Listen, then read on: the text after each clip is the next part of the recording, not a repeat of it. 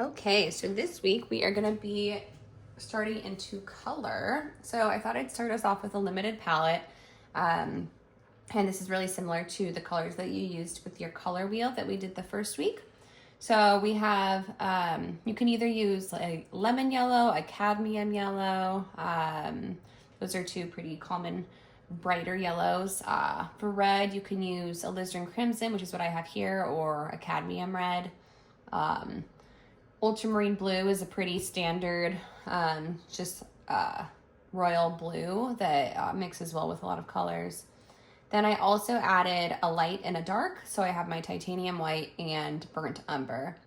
And I put them all really close together just so that they would be within the frame of this video, but I would normally recommend spreading them out a little bit so you have a little bit more room. But I'll be mixing down here. So as you know, these are the three primary colors, yellow and red mixed to make orange, red and blue mixed to make purple, and blue and yellow mixed to make green. So you can mix almost any color with these three, with the exception of like a really bright color. Sometimes you just need to get it straight from a tube, but you can mix a lot with these. So I'm going to be painting this pomegranate. Oh, there's a lot of shine on the, let's see. Well, hopefully you can see it. Okay, I can just also stand up. So the first thing I'm going to do, I'm working with oils today since my last demonstration was in acrylic. So I'm just going to take a little bit of my burnt umber just to kind of lay in the drawing. And I'm using a large brush just because I feel like it helps to simplify objects when you use a larger brush. So my pomegranate is, I'm actually probably not going to do the same exact dimensions. This guy's cropped a little close, so I might give him a little bit more breathing room. But, so he's pretty round. He's a little lumpy.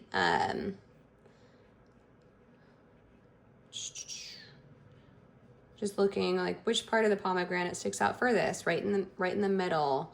And then what's the lowest point? That's the cast shadow. Okay, so he's pretty easy to paint. So we are going to be painting fruit next class. You don't have to choose this pomegranate. You can choose something else. I'll provide options. Or you can bring your own fruit that you would like to paint.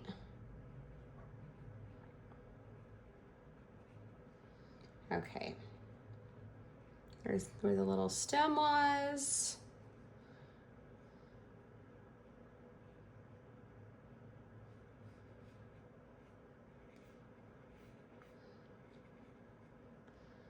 Okay. And then looking for my cast shadow. So it's little, I would say my halfway point is about here. So it's a little under my midpoint. And one thing that's really common is to draw the cast shadow way down here. We don't want that. So you really just want to carefully observe how far down that cast shadow comes. So this one is it's a pretty small cast shadow directly underneath. And then it's more over here to the left side. And if you're unsure about if your cast shadow looks correct or you can't figure out what's wrong with it, you can just flip both your painting and your drawing upside down to get a fresh perspective. That often helps you see shapes better and get out of that thinking brain. Okay. So I'm just I'm using a lot of oil. This is walnut oil. Well, okay, not a lot, but compared to just using dry paint. So you can see how thin my paint is over here. So I'm just lightly laying in. And then I'm going to look for my big shadow shapes. So there's one here underneath the stem. Let's see. And since this isn't completely round, our shadows aren't going to be exact. Like we're not going to have a really distinct core shadow. We have a little bit of a core shadow here and then a little bit more of one in here. It catches a little bit more light right in here because of the lumps on the pomegranate.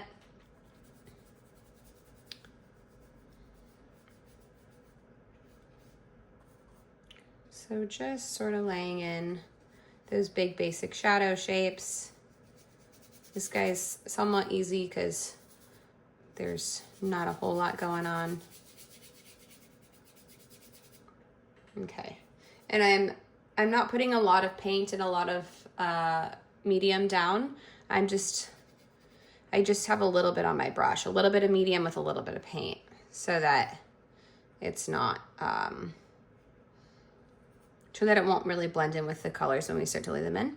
So I'm picking up just a little bit more of that burnt umber without as much medium to go directly under the object, because that's where the cast shadow is darkest.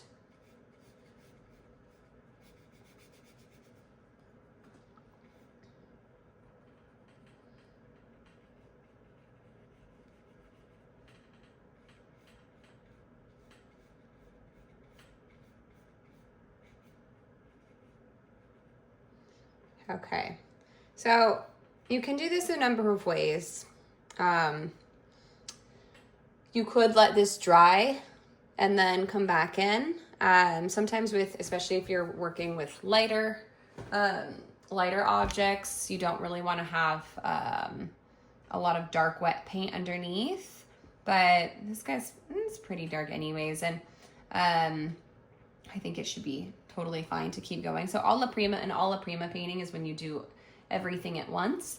And just a more like multi-layered painting is where you do the first layer, then you let it dry, then you come back in with another layer, let it dry, etc. So there's multiple ways to do this. But I'm just going to keep going. If you're working with acrylic, the process is going to be very similar, except that your painting is going to keep drying a little faster. So that's where I recommend the gloss glazing liquid or the retarder to extend those paint colors a bit. Okay, so mixing color will also work the same with acrylics. Your pigments might be slightly different, but they're going to be pretty close. So I'm going to wipe my brush off. So the way I mix color is I'm going to look at the overall area that I'm painting. So maybe I'll start with this red right here. Or actually, you know what, let's start in the shadows. Okay, so I'm still gonna say, what is my primary color? Of these colors that I have on my palette, what is closest to this color? So I would say it's either my alizarin crimson or my burnt umber. I'm gonna start with the alizarin crimson. Oops, my palette knife. So I'm gonna pick up a little bit of that alizarin crimson, and I'm gonna compare it. You can hold it up to your printout. You can also even put your photograph in a plastic bag and paint on top of it to match the color.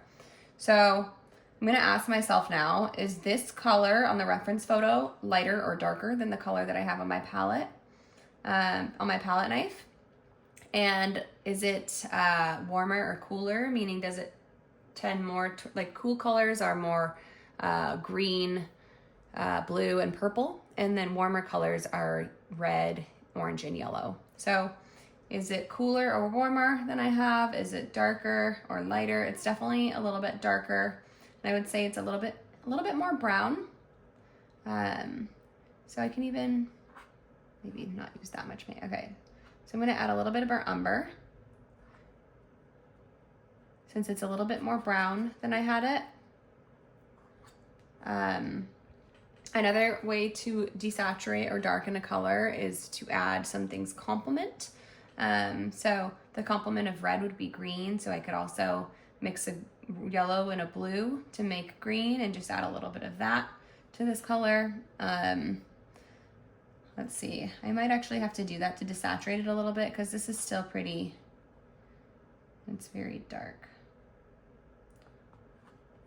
Okay, well maybe this is a good place to start. And you can always lay it down, and if it doesn't look like it's the right color, you can remix. Not a big deal. So I think mine needs a little more oranges. A little more oranges. I don't think that's grammatically correct. A bit more orange, if you will. Clean my palette knife. Palette knives are so much easier to clean than brushes. So I'm gonna mix a little bit of a green up here with my lemon yellow and my ultramarine blue. Okay, so let's see. Maybe I'll add a little bit of green to this, see what that does. It makes it a little bit less red, which is what I wanted. I didn't want it quite as red. Maybe trending a little bit more orange. I might add a little bit more yellow because that will make it more orange. Red plus yellow is orange. Okay.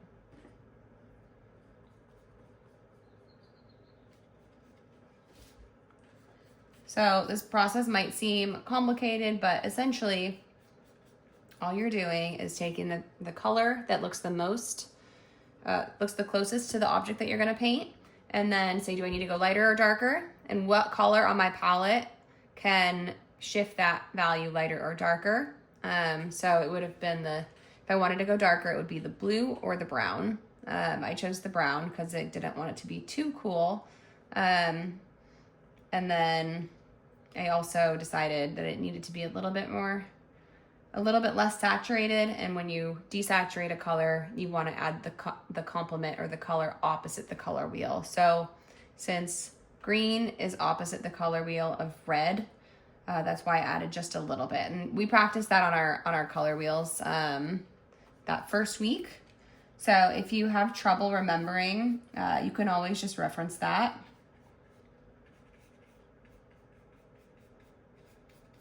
So you can see how can really see each brush stroke. My paint is very thin right now. I usually like to start with thinner layers. So it's best, especially with oils and acrylics, to work dark to light and then thin to thick. And you're gonna be bouncing back and forth, especially between dark to light, because they inform each other.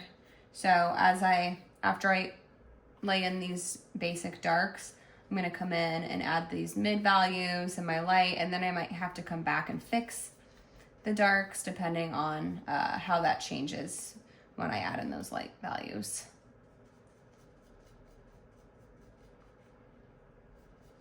So I'm just squinting my eyes and trying to see those big basic shadow shapes within this pomegranate.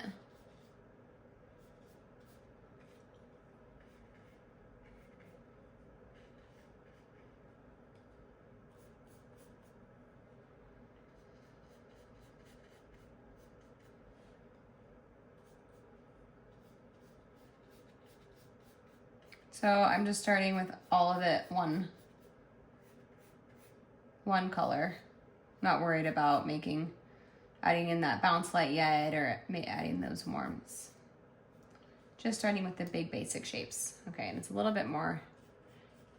darker up top too, even though it's not necessarily in shadow, it's just darker. Okay. And then the top of our pomegranate here. Perfect. Okay. Might as well keep going with this area and here. You could jump to your cast shadow, but I'm gonna keep going since I already have the reds on my brush.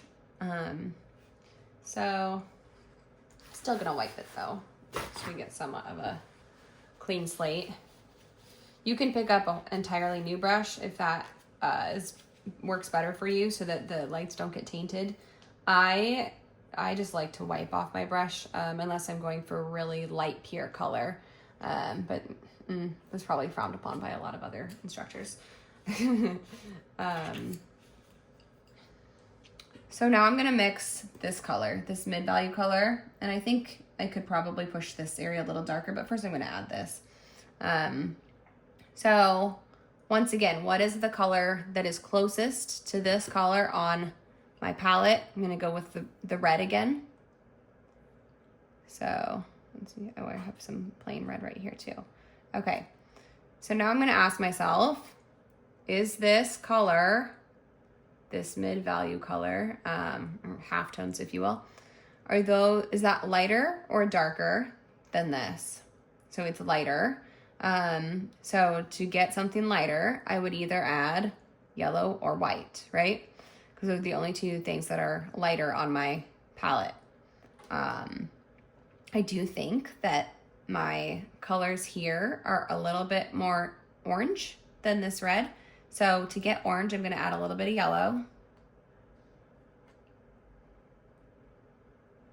Oh yeah, one thing I forgot to mention too.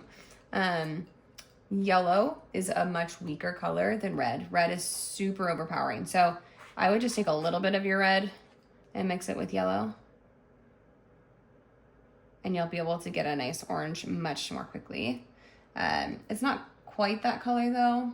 It's pretty close. You can always just paint on your reference photo if you have it in a baggie. So I want to desaturate it a little bit. Let's see. So how do I desaturate a color? Anyone? Just kidding. I'm gonna add its complement, which is blue. So I'm just gonna take a tiny bit.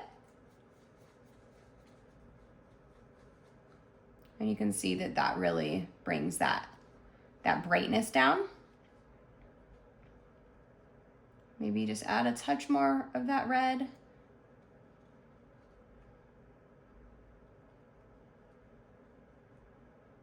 Just a little more.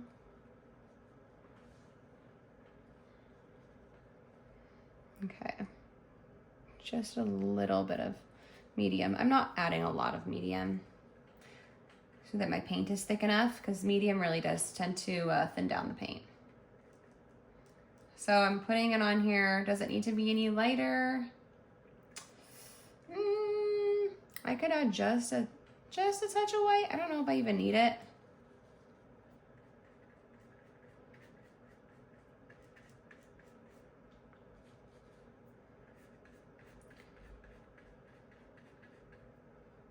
Let's see, so there's gonna be a highlight here, but so you could either paint around it or leave this space white, or just paint it in and then paint that highlight over the top.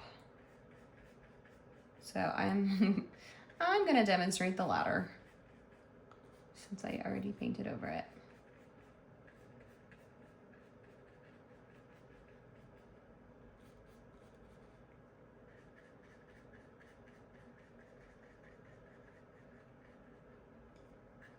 Okay. I could probably paint a little more thickly. You can see all of the brush strokes here. But so let's see, I'm gonna remix that color just to make it a little thicker. So I had, just for a brief recap, the alizarin crimson with yellow, more yellow than red. I'm still needing more, okay. And then we added just a touch of blue, like barely touched my brush on it because it tints it so easily. So very, very minimal. Like this, do I even need it? I might not even add blue. That didn't really, for the second pass. Okay. Yeah, that's a little nicer and thicker. So I didn't add any oil to this round. It's just paint. It can be a little easier to blend if you don't add as much oil too.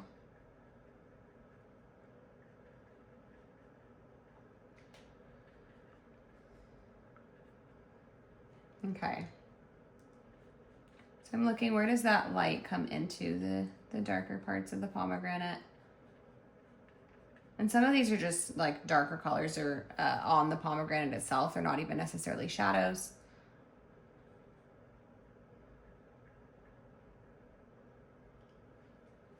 Okay. So let's see here.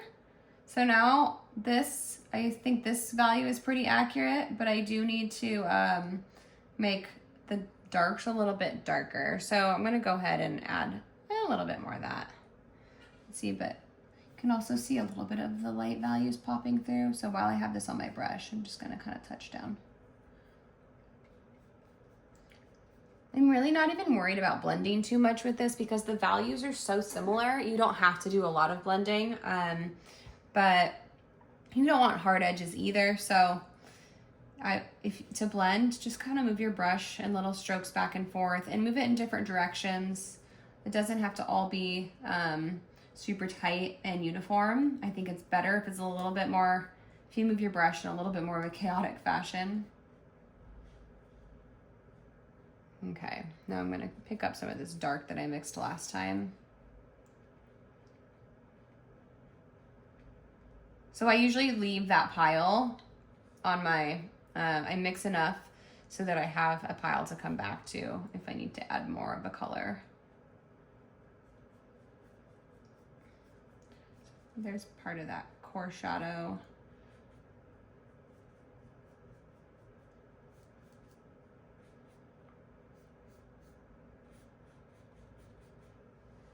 And maybe I'll even add a little bit more blue in these areas, the shadow over on the left side where it's pretty dark. Because that's gonna make it a little bit more of a purple shadow since we're kind of mixing blue on top of that dark red.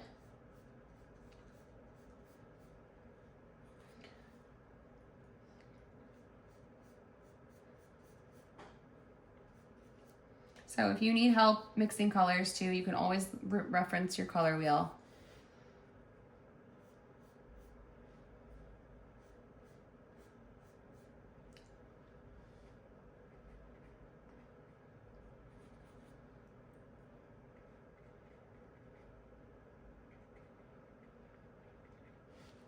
Okay.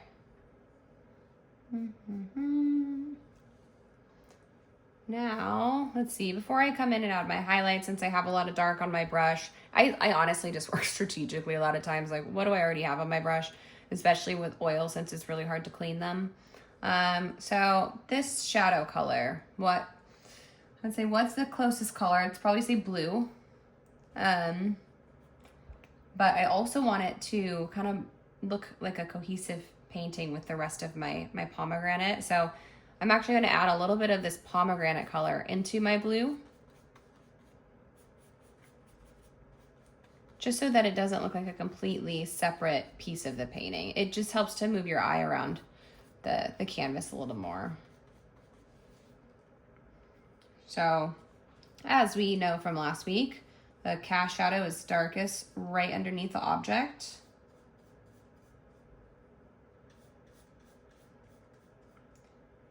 And the edges are a little bit more crisp right underneath the object. You can see that here where this line is a little bit sharper than these lines out here. They're a little bit softer edges because it's getting farther away from the object.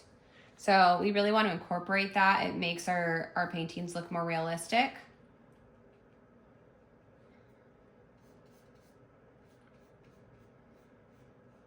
So to create a soft edge, you're gonna need more blending as you get toward the edge, or let's see, more blending works if you have two wet paints next to each other. So if you don't have two wet paints next to each other, like this background is dry right now, so I could approach this one of two ways. I could either lighten the value of my shadow around the edges. So I could take this and maybe add a little bit more white. I'm just making it a little closer to this background color. That's why I'm lightening the value and making it a little bit more gray. Because then when you put it around the edge,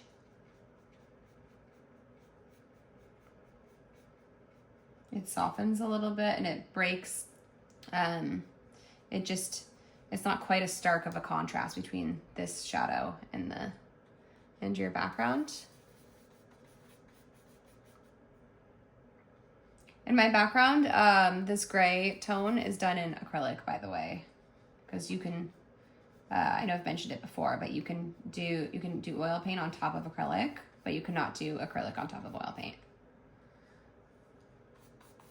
Okay. So see how that creates a nice soft edge by just lifting that value a little bit And I could probably come back and make some of this a little bit darker. So another option would be to just mix, I'll just do that too. Mix a background color. So what is my background color? Starts with blue, right? And then I'm gonna say, okay, is it lighter or darker than this blue? It's lighter. Okay, what are my two options to make the paint lighter, white or yellow? I'm actually gonna add a little bit of both because it's definitely got more white in it, but this is more of a sky blue, and this has a little bit more teal in it, or aqua tones. So that would mean there's a little bit more green in it, right? Which would say if you want to get green, you have to add yellow and blue. So I added both the white and the yellow to get this color. Let's see, maybe even a little bit more of that yellow. Oh, such a pretty color. Aqua is my favorite. So it reminds me of the beach. Okay. Clean my brush. At least rub it on a paper towel really well. I don't think I made enough of this, but that's okay. So another reason that I personally don't always clean my brush completely is I like to have a little bit of colors that move around the page. So I like a little bit of that pomegranate color in my background. I just feel like it helps make the whole thing look a little bit more cohesive. Let's see. And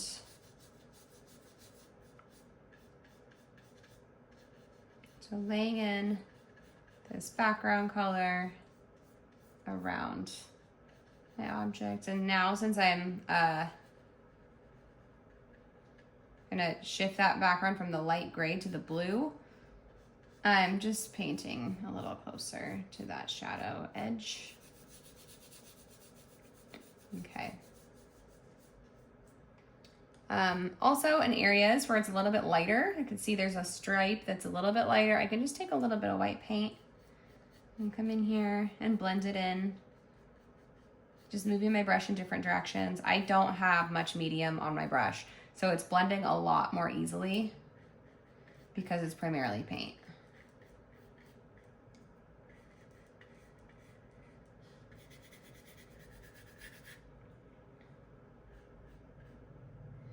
Okay.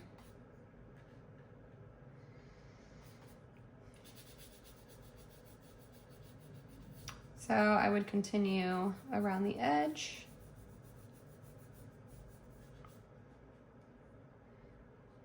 And this shadow, this part of the shadow right here, it's got a little bit of a, where the dent where the object comes, and then it bumps down and then goes around. I notice a lot of people just kind of make this all one shape that starts into the shadow, but it actually comes down and then over.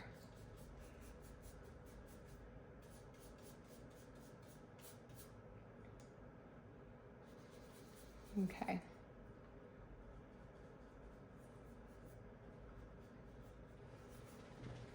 Oops, okay. I'm going right up against the edge of the object because I don't want it to have a halo. And also when I go right up against the edge, I can have a softer edge. So you can see that I'm sort of blending, just ever so slightly blending the edge of my background with the edge of my pomegranate.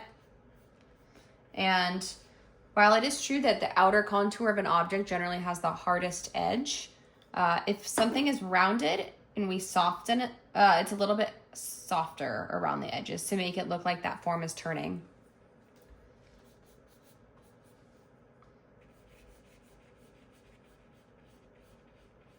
And in certain areas where you see, oh, hey, that's darker up here, then I can just add a little bit more of my blue and my yellow and not as much white. I might even say, okay, this blue is too bright. how do I, let's see, it's a little bit bright. How do I desaturate my blue? With orange. So I could even take a little bit of this pomegranate color that I already mixed up that's orange.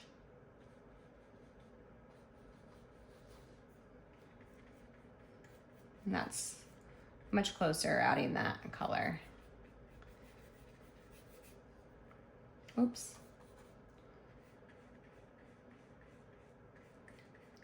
So once again, just painting right up against that color. And if you get too much of this pomegranate color on your brush, just wipe it off on a paper towel.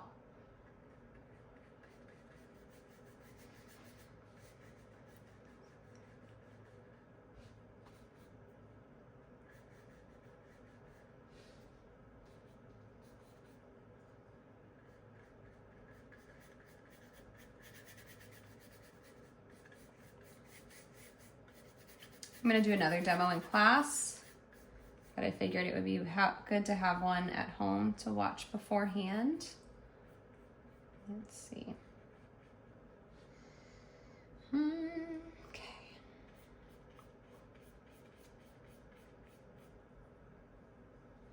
I could even, if I have a little bit of this extra color, there's a little bit of bounce light off the table.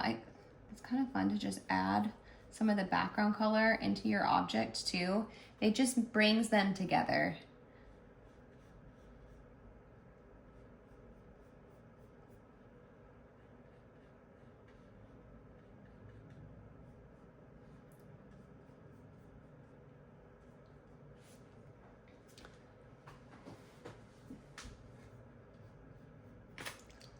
Okay. Actually I'm gonna darken the top of my pomegranate, so I'm just adding a little bit of blue with my burnt umber. Since I already have quite a bit of red down, I'm just coming over the top of it. And even doing little dabs because it's got an interesting texture. I'm mixing.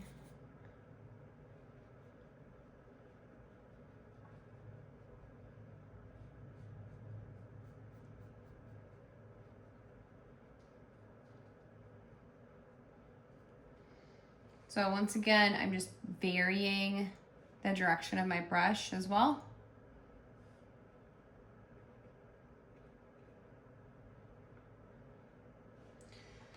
Okay. Now, I would recommend using a clean brush for your highlights because those you don't want tainted. So picking up just some white because this is such a bright, crisp highlight. So I'm looking where my highlight is. It's not around the edge, right? It's pretty far in actually. It's just above that that terminator line where the light falls into shadow. And let's see, I'm just kind of putting down little dabs. And then if it gets too much orange on my brush, I'm just gonna wipe it off.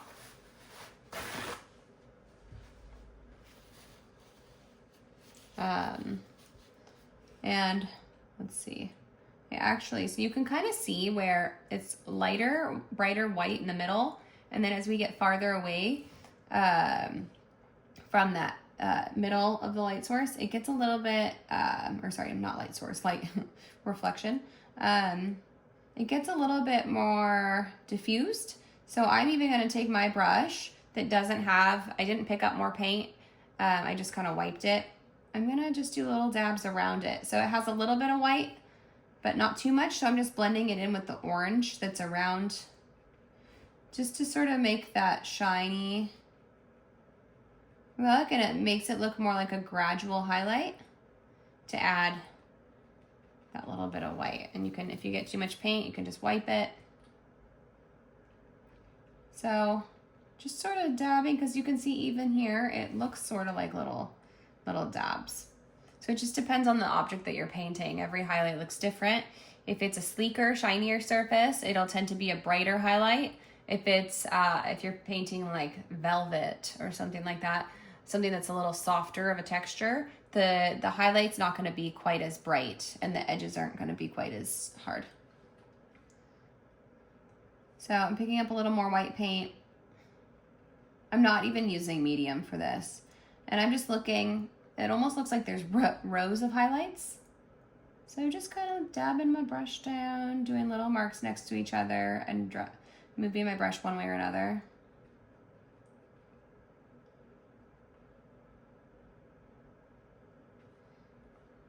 And then I want to make this a little bit brighter in the middle. So I'm just picking up more of that bright white paint. It's a little thicker for that center area.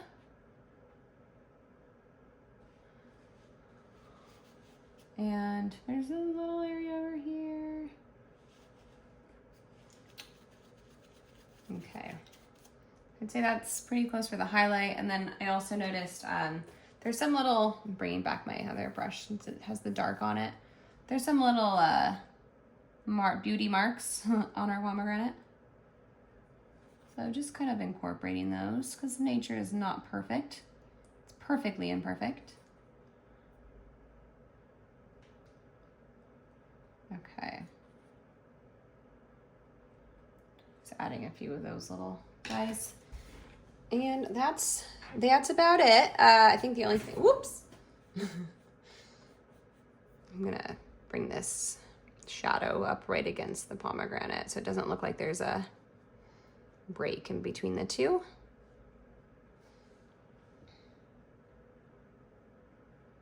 All right, so there's demonstration 1. We'll do another one in class as well. So very similar process with acrylic paint. I'll demo one of those too. So this is with oil.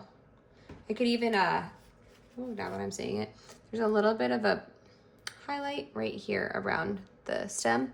So I just picked up on my palette where I had a little bit lighter orange. I'm just gonna touch, oh, maybe not enough. Mixing yellow with red.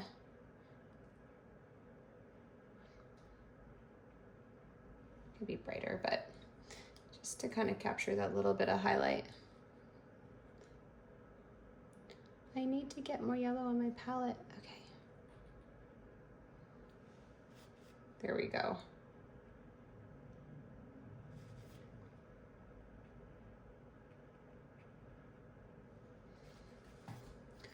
All right. Until next time.